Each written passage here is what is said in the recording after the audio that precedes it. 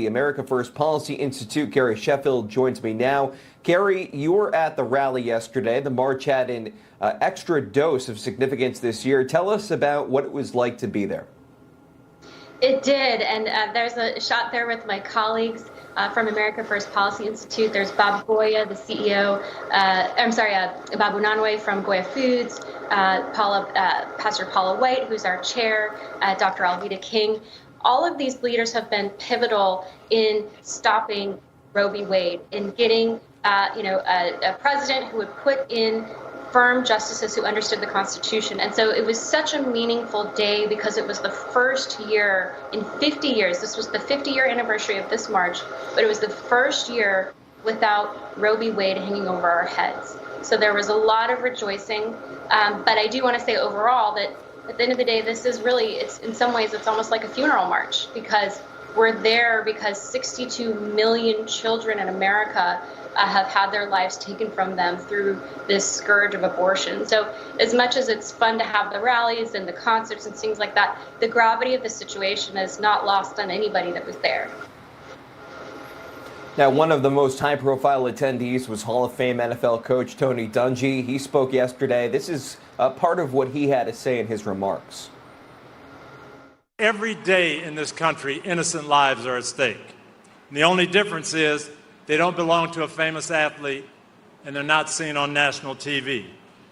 But those lives are still important to God and in God's eyes. Now, Dungy is routinely attacked by the left for proudly demonstrating his Christian values. Yesterday was no exception. There's people calling for him to be fired by NBC, where he is one of the top analysts there for their football show. Your thoughts on the left going after Dungy, who just by all accounts seems like a first-class guy? Well, it's so predictable. They'll go after a black man who's speaking values that are perceived as conservative, and yet that's noble. But if the shoe's on the other foot, it's racist. So the hypocrisy is not lost on anybody.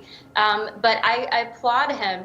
And again, that's what's also interesting when you talk about these national sports leagues. If someone wants to speak out about a leftist cause, they are embraced by the leftist media. And here you have someone speaking about traditional values. I will remind you also that March for Life was founded 50 years ago by actually a woman who was a Democrat. Nellie Gray was a Democrat, and this issue is not a partisan issue. It's a deeply moral, scientific, ethical issue. It's not a partisan issue. It's interesting. This coach is there. He's an African-American man. He understands the sordid history of Planned Parenthood. And Margaret Sanger, the founder of Planned Parenthood, was a eugenicist. She wanted to, in many ways, exterminate the black race. So I applaud him. I applaud him for speaking out in behalf of these lives, disproportionately affecting black babies who are killed through abortion through the legacy of the racist eugenicist Margaret Sanger. So I applaud him for speaking out, and I hope that the hypocrisy is highlighted to say this man deserves freedom of speech. Even if you disagree with it, this is a free country.